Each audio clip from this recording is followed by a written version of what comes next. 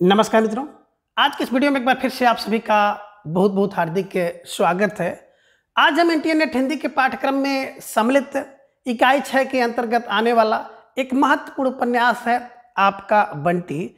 तो आपके बंटी उपन्यास को हम लोग विस्तृत रूप से जानेंगे और इससे संबंधित जो प्रश्न आपकी परीक्षा में पूछे जाते हैं उन्हें भी हम लोग ट्रिक की सहायता से याद करने का प्रयास करेंगे। तो जैसा कि स्क्रीन पर आप देख पा रहे हैं आपका बंटी, और बात करें आपके बंटी उपन्यास की तो इसका प्रकाशन वर्ष है 1971 में, और इसके जो रचनाकार हैं एक महिला उपन्यासकार या महिला रचनाकार हैं मन्नू भंडारी। तो कैसे दिमाग में रखेंगे, बस ऐसे एक क्लू बना लीजिएगा कि मन्नू आपका बंटी, ठीक है ना। मन्नू आपका बंटी क्या है, बोले साथ एक, साथ एक है, साथ है एक है, साथ है एक है, ठीक है ना। तो साथ रहता है और एक है, एक ही है ना। तो आप ये मन्नू का है ना बंटी एक है और उनके साथ रहता है, ऐसे दिमाग में रखिएगा। या आप ये भी दिमाग में रख लीजिएगा कि मन्नू आपका बंटी जो है कितना, बोले 71% मार्क्स पाया है या 71 अंक पाया है। तो जो भी दिमाग में आपके आसानी से बैठ जाए उसको बैठाने का प्रयास करिए। तो मन्नू फार मन्नू भंडारी, आपका बंटी फार आपका बंटी उपन्यास है। और साथ एक है ना, साथ एक, साथ माने सात और एक माने एक, है ना, 1971 में लिखा गया। या आप यही बना लीजिएगा मन्नू आपका बंटी जो है 71% नंबर पाया है। मन्नू आपका बंटी कितना, बोले सर 71% अंक जो है हिंदी में पाया है। ऐसे कुछ कुल बना लीजिएगा जिससे आपके दिमाग में हमेशा के लिए बैठ जाए, और अगर परीक्षा में कोई प्रश्न यहाँ से बन जाए तो आप उसे आसानी से कर पाए, ठीक है ना। तो मन्नू आपका बंटी हिंदी में 71% नंबर पाया है, ठीक है, ऐसे दिमाग में बैठा लीजिएगा। देखिए मित्रों, बात करें अगर हम लोग, तो मैं अपने मित्रों को देख पा रहा हूँ कि होली के बाद से आप लोगों का जो अध्ययन के प्रति रुचि है, जो लगन है, वो कुछ हमें कम दिख रही है। इवन मैं देख रहा हूँ कि मतलब बिल्कुल आप लोग शिथिल हो गए हैं। लेकिन आपको शिथिल, हताश, निराश नहीं होना है। कुछ भाई और बहन ऐसे निराश हैं कि उनके KBS के पेपर अच्छे नहीं हुए। कोई कह रहा सर हमारा नेट का पेपर बिल्कुल ख़राब हो गया है। तो आपको नेट या KBS के पेपर से निराश, हताश होने की आवश्यकता नहीं है, क्योंकि ये आपका अंतिम पेपर नहीं है।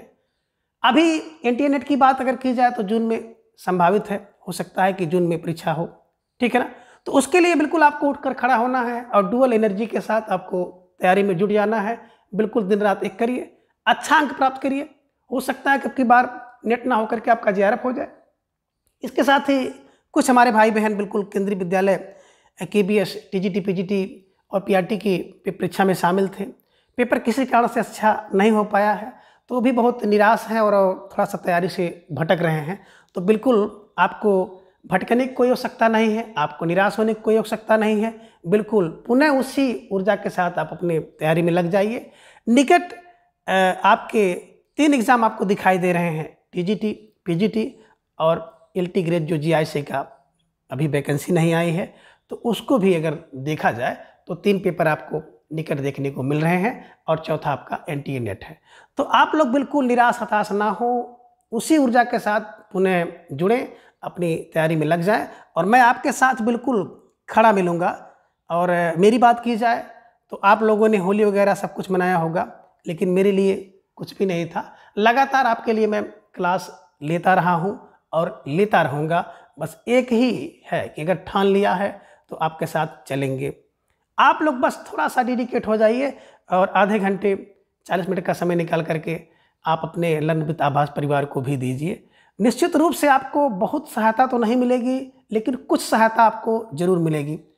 और वैसे तो अगर देखा जाए NTA नेट की जो क्लास हम ले रहे हैं, तो NTA नेट के साथ ही साथ जो TGT, PGT में परीक्षार्थी हैं जो इनकी तैयारी कर रहे हैं, तो उनके लिए भी बहुत महत्वपूर्ण है। क्योंकि जितने भी रचनाकार हैं उनका जीवन परिचय हम लोग देख रहे हैं, संक्षिप्त रूप से ही देख रहे हैं, लेकिन देख रहे हैं। और ट्रिक की सहायता से उनके सारे जो रचनाक्रम हैं उसे हम लोग देख रहे हैं। और रचनाक्रम चाहे NTA नेट हो, चाहे TGT, चाहे PGT हो, सबके लिए महत्व रखता है। तो एक बार समय निकाल करके आप लोग थोड़ा सा समय दें और अपनी तैयारी को बूस्ट करें, निराश, हताश ना हो। चलिए बात करते हैं जो आपका बंटी उपन्यास है, मन्नू भंडारी द्वारा लिखा गया 1971 में। तो मन्नू आपका बंटी 71% अंक पाता है या 71 नंबर पाए हैं, ठीक है। चलिए अब बात करें NTA नेट की, तो NTA नेट का जो परीक्षा का पैटर्न है ना, उसमें क्या होता है कि जितने भी रचनाकार हैं उन रचनाकार के जीवन परिचय संबंधित, उनकी रचनाओं को मिलाने से संबंधित प्रश्न परीक्षा में पूछा जाता है।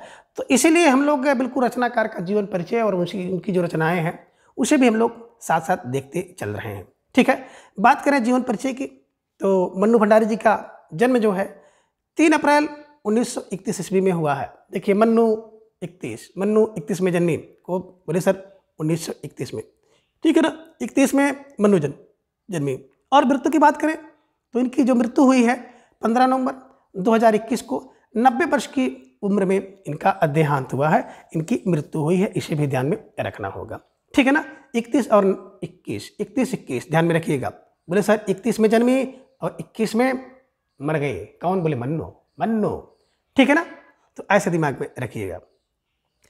स्थान की बात करें तो जन्म स्थान अगर देखा जाए तो मध्य प्रदेश का जो मंदसौर जिला है, उस मंदसौर जिले में एक भानपुर नामक यानी कि भानपुरा नामक गांव था, उस गांव में इनका जन्म हुआ है, इसे ध्यान में रखना होगा।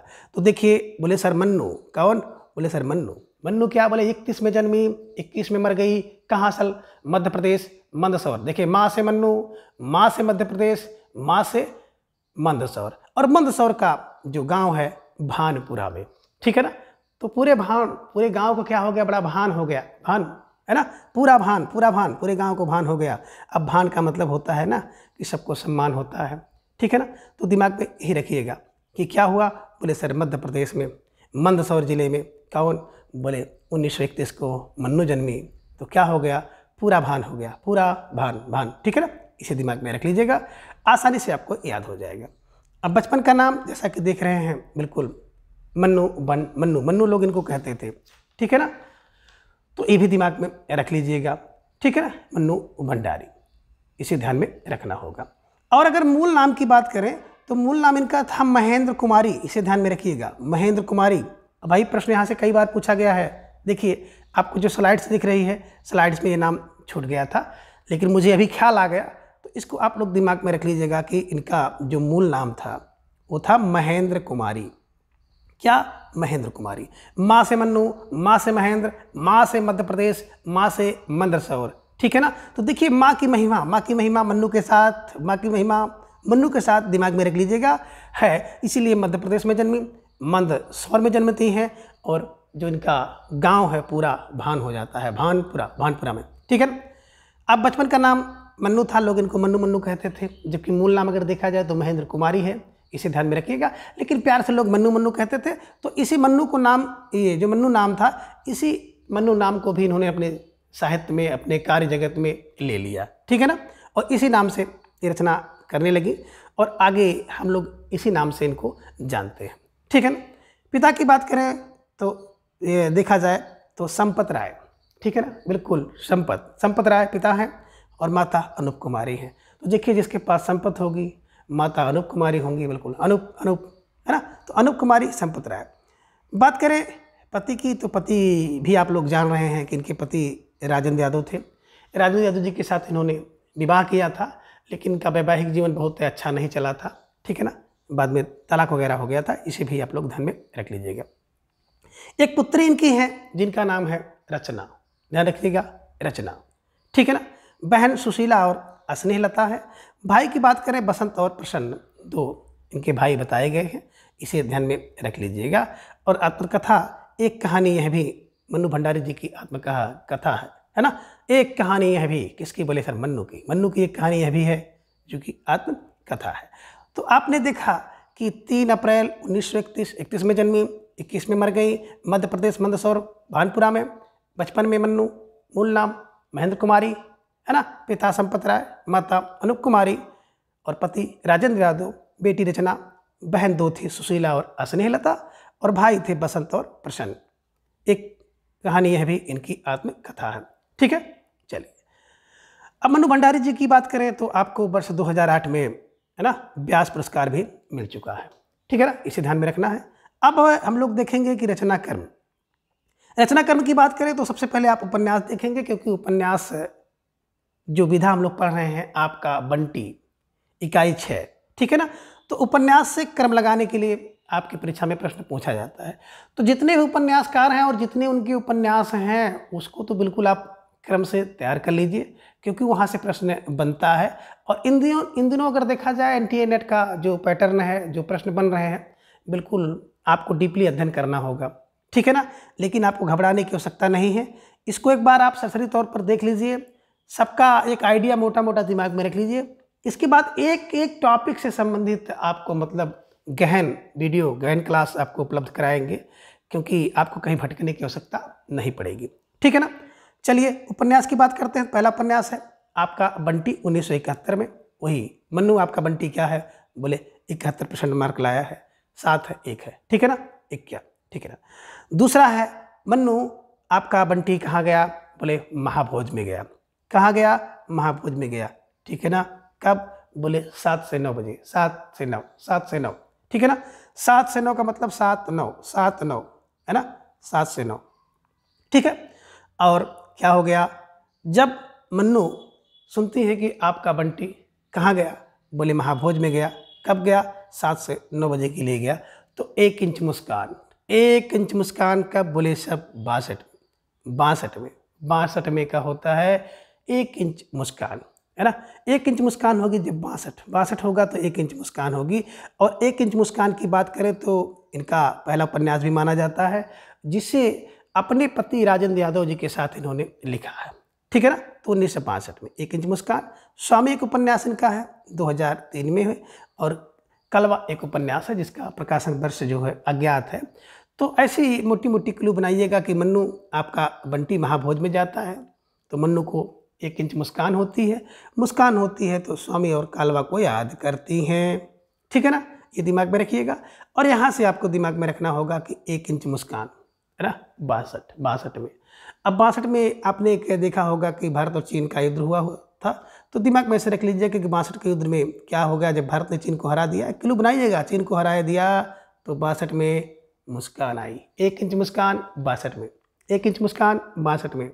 आपका बंटी 71, महाभोज 79, ठीक है ना। तो दिमाग में रखिएगा। आपका बंटी कितना, बोले सर आपका बंटी तो 71 नंबर पाया। महाभोज 79 लोग अगर पहुंच जाए किसी भोज में तो महाभोज हो जाएगा। भोज नहीं बल्कि महाभोज 79 का, महाभोज 79 का। और 1 इंच मुस्कान 62 में, स्वामी 2003। और अगला है कलवा, ठीक है। तो ध्यान रखिएगा कि आपका बंटी महाभोज में, आपका बंटी 71, महाभोज 79, ठीक है ना। 1 इंच मुस्कान 62 पर दिमाग पर रख लीजिएगा। ये तीनों तो बहुत महत्वपूर्ण है, ठीक है ना। चलिए उपन्यास जाने के बाद हम लोग देखेंगे कि कहानी संग्रह, मन्नू भंडारी जी ने कुछ कहानी संग्रह भी लिखे हैं, जिनमें पहला है मैं हार गई, ठीक है ना। क्यों, क्योंकि मेरे नंबर 57% ही आए, मेरा सिलेक्शन नहीं होगा तो मैं हार गई 57 पर, ठीक है ना। ध्यान में रखिएगा कि मैं हार गई, क्यों, क्योंकि मेरे 57% नंबर आए तो मैं हार गई 57, ठीक है ना। यही सच है क्या, कि अच्छे नंबर आने थे, अच्छे माने अच्छे अंक आने चाहिए, है ना। 1 प्लेट सैलाब, है ना, 1 प्लेट सैलाब, ठीक है ना। 1 प्लेट सैलाब 1968 में, है ना, 68 में। तो भैया 1 प्लेट सैलाब, है ना, 1 प्लेट सैलाब और 3 निगाहों की एक तस्वीर, है ना। एक प्लेट सैलाब और 3 निगाहों की एक जो तस्वीर है वो क्या हो गई, बिल्कुल 68 हो गई, है ना। एक जो प्लेट सैलाब और 3 निगाह की तस्वीर क्या हो गई, बिल्कुल 68 हो गई, है ना। 1 प्लेट में कितने सैलाब, बोले सर एक जो प्लेट था उसमें 68 सैलाब आ गए आंसुओं के। और 1 निगाह जो तस्वीर की थी उससे 68 मोटे मोटे आंसू गिरने लगे और त्रिशंकु बिल्कुल बन गया। त्रिशंकु कितना बना, बोले 7-8 लोग जो है त्रिशंकु की तरह देख रहे थे। तो बस मोटी मोटी बात यही है, एक इमेजिन कर लीजिए, कल्पना कर लीजिए कि मन्नू क्या हो गई। जब 57% नंबर मिला तो मन्नू को क्या हुआ कि जब 57% नंबर मिला तो कहती है कि मैं हार गई, है ना। ये सच है ना, ये सच है कि मुझे अच्छे अंक लाने थे, अच्छे अंक लाने थे। और 1 प्लेट में कुछ खाने के लिए जाता है, लेकिन 1 प्लेट में क्या होता है, खाती नहीं बल्कि प्लेट में इतने सैलाब आ जाते हैं कि 68 आंसू गिरने लगते हैं, है ना। और 3 निगाहें, तीनों निगाहों से बिल्कुल एक तस्वीर पे 68 आंसू गिरने लगते हैं और त्रिशंकु तीनों तरफ से लोग उनको देखने लगते हैं। तो ये ध्यान में रखिएगा। और 1 किलो ये भी बना लीजिएगा कि मैं हार गई, यही सच है, मैं हार गई, यही सच है। तो मैं हार गई मैं हार गई 1957 में, यही सच है 1966 में। मैं हार गई ये सच है। क्यों? क्योंकि एक प्लेट पर 3 निगाह जो है त्रिशंकु बनाई थी। एक प्लेट पर 3 निगाह त्रिशंकु, तो 1 3 त्रिशंकु। मैं हार गई किससे? 1 3 त्रिशंकु से। बस दिमाग में रख लीजिएगा कि मैं हार गई ये सच है 1 3 त्रिशंकु से। एक प्लेट सैलाब, 3 निगाहों की एक तस्वीर और त्रिशंकु, ठीक है ना। तो मैं हार गई ये सच है 1 3 त्रिशंकु से। 1 3 त्रिशंकु से, ऐसे दिमाग में रखिएगा तो आपको जितने भी कहानी संग्रह हैं आसानी से दिमाग में बैठ जाएंगे, ठीक है। चलिए अब हम लोग आते हैं आपके एनटीए-नेट इकाई 6 में जो आपका उपन्यास लगा हुआ है आपका बंटी, 1971 में मन्नू भंडारी जी द्वारा लिखा गया है। तो मन्नू आपका बंटी कितना बोले हिंदी में 71% नंबर पाया है, ठीक है। चलिए भंडारे में 79 लोग जाते हैं, ऐसा लिखिएगा आपका बंटी। महाभोज महाभोज महाभोज महाभोज माने महाभोज जब होगा जब 79 लोग होंगे, ठीक है ना, यानी 1979 में। तो इसे भी ध्यान में रखना है। विषय की बात करें तो आपके बंटी उपन्यास का विषय है पहले चित्त विवाह विच्छेद की त्रासदी में। आपका बंटी उपन्यास जब पढ़ेंगे तो उसमें देखेंगे कि शकुन और अजय दोनों का जो है विवाह विच्छेद हो जाता है, यानी दोनों के बीच में तलाक हो जाता है, जिससे उनके जो संबंध होते हैं सदा के लिए समाप्त हो जाते हैं, ऐसा दिखाया गया है। दूसरा है दाम्पत्य जीवन की टकराहट। आपको देखने को मिलेगी कि दाम्पत्य जीवन मतलब अजय और शकुन की बात की जाए तो दोनों अहमवादी विचारधारा से ग्रसित हैं और दोनों के बीच में आपस में टकराव आता है और ये टकराव एक दिन इतना बढ़ जाता है कि दोनों को अंत में निर्णय लेना पड़ता है कि तलाक दे के हम लोग क्या करें, सदा के लिए अपने रिश्ते को ख़त्म कर लें, ठीक है ना। अब तीसरी विषय है कि तलाकशुदा दंपति के जो बच्चे हैं उनकी समस्या का वर्णन किया गया है कि यहाँ तो अजय और शकुन के बीच जो वैवाहिक संबंध था उसका विच्छेद हो जाता है, तलाक हो जाता है, लेकिन उसके बाद जो उनका एकमात्र बच्चा है बंटी, एकमात्र संतान बंटी है, तो बंटी के जो जीवन में कौन कौन सी समस्याएं आती हैं उस सारी समस्याओं का वर्णन इस उपन्यास में आपको देखने को मिलेगा, ठीक है ना। मूल समस्या की बात करें तो मूल समस्या है आधुनिकीकरण की समस्या। व्यक्ति अत्यधिक आधुनिकीकरण हो गया है, वो इस चीज़ को नहीं समझता है, ठीक है ना। वैवाहिक समस्या कि जो विवाह होता है, विवाह के बाद लोगों के जो विचार होते हैं, जो ईगो होते हैं, अहम होता है, जिसके कारण क्या हो जाता है वैवाहिक समस्याएं देखने को मिलती हैं। तलाक की समस्या बहुत भीषण समस्या है कि तलाक हो जाने के बाद तमाम प्रकार की समस्याएं आती हैं, उसको इस उपन्यास में दिखाया गया है। और जो संतान है ना, तलाक के बाद जो संतान होती है उसकी मानसिक यंत्रणा की समस्या इसमें दिखाई गई है, यानी कि अंतर्द्वंद की समस्या आपको देखने को मिलेगी, अंतर्द्वंद, ठीक है ना। और बाल मन का जो द्वंद्व है उसका जो मानसिक तनाव है, इससे घिरी हुई जिंदगी आपको आपका बंटी उपन्यास में दिखाई देगा। आगे बात करें तो उपन्यास के जो प्रमुख पात्र हैं उन सभी पात्रों को हम लोग देखेंगे कि कौन कौन से प्रमुख पात्र हैं जो कि आपका बंटी उपन्यास 1971 में मन्नू भंडारी द्वारा लिखा गया है, कौन कौन से पात्र प्रमुख हैं, ठीक है ना। अब आपका बंटी उपन्यास का जो पहला पात्र है बंटी, बंटी की बात करें तो बंटी इस उपन्यास का प्रमुख बाल पात्र है। जैसा कि आप उपन्यास के शीर्षक से ही जान सकते हैं कि आपका बंटी, यानी कि बंटी ही इस उपन्यास का जो शीर्षक है और केंद्र बिंदु है, जिसको आधार बना करके आपका बंटी उपन्यास जो है मन्नू भंडारी जी ने लिखा है। तो बंटी इस उपन्यास का प्रमुख पात्र है जो कि शिक्षित और स्वतंत्र माता पिता का पुत्र है। और बंटी की अगर स्थिति देखी जाए तो माता पिता के तलाक के बाद जो इसकी दयनीय स्थिति होती है, उन सभी स्थितियों का और समस्याओं का वर्णन आपको इस उपन्यास में देखने को मिलेगा। और उम्र की बात करें तो बंटी जो है एक 9 वर्षीय बालक है जो कक्षा 6 में पढ़ता है, इसे भी आप दिमाग में रख लीजिएगा। माता पिता की बात करें तो इनके जो पिता हैं उनका नाम है अजय और माता का नाम है शकुन। दोनों अहमवादी विचारधारा से ग्रसित हैं और आए दिन दोनों के बीच में टकराव होते हैं और टकराव एक दिन इतना बढ़ जाता है कि दोनों इनके माता पिता यानी कि शकुन और अजय निश्चित कर लेते हैं कि अब सदा के लिए क्या किया जाए, इस वैवाहिक संबंध को समाप्त कर लिया जाए। इसके क्रम में दोनों के बीच में तलाक हो जाता है। तो तलाक के बाद जो कुछ भी दयनीय स्थिति बंटी की होती है और जो समस्याएं जो है बंटी के जीवन में आती हैं, उन सभी का जो वर्णन है वो इस उपन्यास में किया गया है। और सब कुछ होते हुए भरा पूरा परिवार है, माता है, पिता है, फिर भी जो बंटी है अनाथ हो जाता है और अनाथ की भांति जीवन व्यतीत करता है। ऐसा कुछ आपको इस उपन्यास में दिखाई देगा, ठीक है ना। दूसरे प्रमुख पात्र की बात करें तो पात्र स्त्री पात्र हैं शकुन। शकुन की बात करें तो शकुन एक स्त्री पात्र हैं, अजय की पत्नी है और बंटी की माँ है, जो कि आधुनिक और स्वतंत्र विचारों की महिला हैं, अहमवादी भावना से ग्रसित हैं, जिस कारण अपने पति जिनका नाम अजय है, तो अजय से इनका जो मनमुटाव होता है, आए दिन झगड़ा होता है और बाद में दोनों का तलाक हो जाता है। तलाक होने के बाद जो है बंटी इनके पास रहते हैं और एक दिन बंटी जो है बीमार हो जाता है और बंटी को लेकर के जो है डॉक्टर जोशी के यहाँ इलाज कराने जाती हैं। तो डॉक्टर जोशी के संपर्क में आती हैं और उनसे बहुत प्रभावित होती हैं।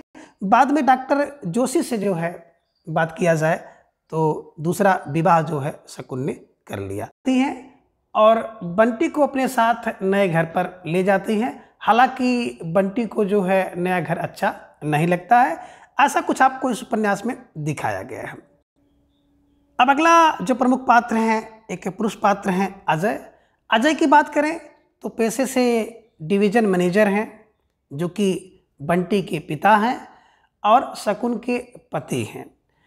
अहमवादी भावना से ग्रसित हैं, जिसके कारण से शकुन और अजय के बीच में पारिवारिक कलह हुआ करता था और कलह जब ज़्यादा बढ़ गया तो दोनों के बीच में तलाक हो गया।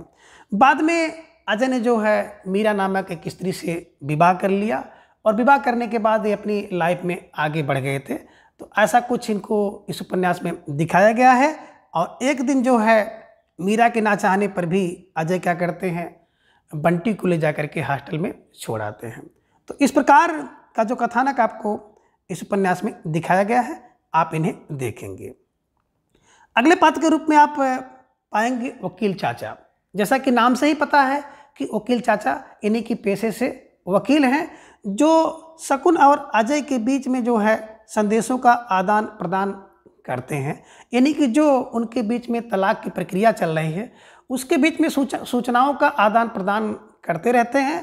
तो ऐसा कुछ है जो है वकील चाचा को इस उपन्यास में दिखाया गया है, ठीक है ना। तो इनकी भूमिका यही है कि अजय के मैसेज को ला करके शकुन को देना और शकुन द्वारा प्राप्त मैसेज जो है ले जा करके अजय को देना, ठीक है ना। इसे ध्यान में रखिएगा।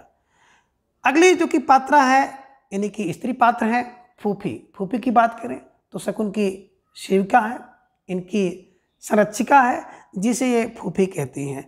और एक बार जब ये हरिद्वार जाती हैं तो इसे कुछ पैसा वगैरह देती हैं, तो पैसा ना लेकर कहती है कि मुझे आप पैसा इनाम आदि ना दीजिए, मैं तो यही चाहती हूँ कि बंटी बाबू को हमेशा आप खुश रखें, बस मुझे यही उपहार चाहिए, ठीक है ना। तो इस प्रकार से आप जान सकते हैं कि जो फूफी है ये बंटी को कितना चाहती हैं, ठीक है ना। इसे ध्यान में रख लीजिएगा। अगले पात्र की बात करें तो अगला पात्र है डॉक्टर जोशी, जो कि पेशे से एक सुयोग्य चिकित्सक हैं, एक सफल प्रेमी हैं, व्यवहार कुशल और स्पष्टवादी व्यक्ति हैं डॉक्टर जोशी। बंटी जब बीमार होता है तो बंटी का इलाज करते हैं और इलाज के दौरान जो है इनके संपर्क में शकुन आती हैं। दोनों एक दूसरे से प्रभावित होते हैं और बाद में जो है डॉक्टर जोशी जो है की बात की जाए तो शकुन के साथ वैवाहिक संबंध स्थापित करते हैं, यानी कि विवाह करते हैं। ऐसा इस उपन्यास में आपको दिखाई देगा, ठीक है। अगली पात्र की बात करें तो अगली पात्र जो कि महिला पात्र हैं मीरा। मीरा की बात करें तो मीरा अजय की दूसरी पत्नी है और मीरा के साथ जो है अजय ने दूसरी शादी कर करके है ना अपनी लाइफ में आगे बढ़ गए हैं। और जब मीरा के साथ अजय को एक बार शकुन देखती है तो बिल्कुल आहत हो जाती है और उसका ये मानना होता है कि तलाक केवल जो है दोनों को अलग कर सकता है ना, लेकिन जो मन में है और जो प्रेम मन में है उसे अलग नहीं कर सकता है। तो मीरा और अजय के प्रेम को देख करके जो शकुन बहुत आहत होती है और जिसके परिणाम स्वरूप जो है शकुन भी है ना डॉक्टर जोशी से विवाह करने के लिए तैयार हो जाती है, ठीक है ना। इसे ध्यान में रखिएगा। अगले जो पात्र आपको दिखाई दे रहे हैं उपन्यास से गौण पात्र हैं, लेकिन एनटीए नेट में गौण पात्रों से भी प्रश्न पूछे जाते हैं, जिसका परिणाम आप देख सकते हैं कि जो हाल ही में पेपर हुआ है उसमें गौण पात्रों से भी प्रश्न पूछे गए थे, ठीक है ना। तो अमी और माली जो गौण पात्र हैं ठीक है ना, इसे ध्यान में रखिएगा। चपरासी की बात करें तो चपरासी आप देखेंगे उपन्यास में, है ना, इसका नाम है ना बंसीलाल। तो बंसीलाल एक चपरासी है, ऐसा कुछ आपको दिखाई देगा। प्रमिला नाम की एक गौण पात्र भी आपको दिखाई देंगी इस उपन्यास में। और टीटू की बात करें तो टीटू जो है बिल्कुल बंटी का सहपाठी है, पड़ोस में रहने वाला मित्र है, जिसने सबसे पहले बंटी को बताया था कि तुम्हारे माता पिता का तलाक हो गया है और जो वो वकील चाचा हैं वो तुम्हारे पिता के पास से आते हैं और तुम्हारे माता को संदेश देते हैं। तो जो आपके पापा, आपके पिता आपसे अलग हैं, क्यों? क्योंकि आपकी मम्मी और पापा में तलाक हो गया है, ठीक है ना। तो सबसे पहले जो तलाक की सूचना है, जो जानकारी है, वो टीटू ही बंटी को देता है। इसे दिमाग में रख लीजिएगा। तो इस प्रकार से इन सभी पात्रों को आप दिमाग में बैठा लीजिएगा, क्योंकि पात्रों से संबंधित प्रश्न आपकी परीक्षा में बहुतायत पूछे जाते हैं, ठीक है ना। तो अब हम लोग आगे देखेंगे कि आपका बंटी जो उपन्यास है, उसे आपके बंटी उपन्यास का कथानक क्या कुछ है, ठीक है ना। आपका बंटी कब 1971 में किसने लिखा? मंडू भंडारी जी ने लिखा है। तो अब देखिए कुल 16 भाग हैं आपके बंटी उपन्यास के, 16, ठीक है ना, 16 भाग हैं। 9 वर्षीय बालक है, कक्षा 6 में पढ़ता है, इसे भी ध्यान में रखिएगा।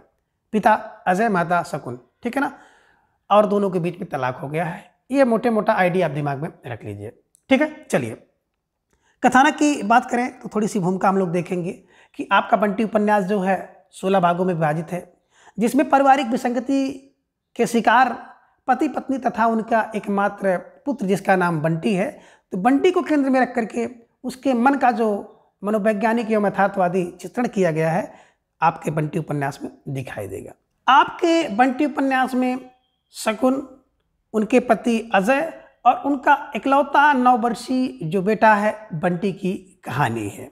बात करें कहानी की तो कहानी में आप देखेंगे कि अजय एक डिवीज़न मैनेजर हैं और उनकी पत्नी शकुन जो कि कॉलेज में प्रिंसिपल हैं, और दोनों का जो दृष्टिकोण है बिल्कुल अहमवादी है। और अहमवादी अगर किसी व्यक्ति में अहम आ जाता है तो सामंजस्य नहीं होने देता है, आप कह सकते हैं कि सामंजस्य का शत्रु है। अगर किसी भी व्यक्ति के अंदर ईगो आ जाए, अहम आ जाए, तो सामंजस्य नहीं बैठता है। और यहाँ पर देखेंगे कि दोनों जो पात्र हैं, है ना, अजय और शकुन, दोनों के अंदर अहम है, और अहम जो है दोनों के जो विचार को नहीं मिलने देता है, ठीक है ना, इसे आप देखेंगे, ठीक है ना। अब बंटी की माँ जो शकुन और पिता अजय से सामंजस्य स्थापित नहीं हो पाता है। दोनों में मतभेद इतने बढ़ जाते हैं कि वे एक दूसरे को तलाक देकर रिश्ते को हमेशा के लिए खत्म कर लेते हैं। टीटू जो कि बंटी के पड़ोसी में रहता है, बंटी का सहपाठी है, और इसी के माध्यम से बंटी को यह जानकारी मिलती है कि उसके मम्मी पापा में तलाक हो गया है, इसीलिए पापा जो है बंटी के मम्मी से अलग रहते हैं, ठीक है ना।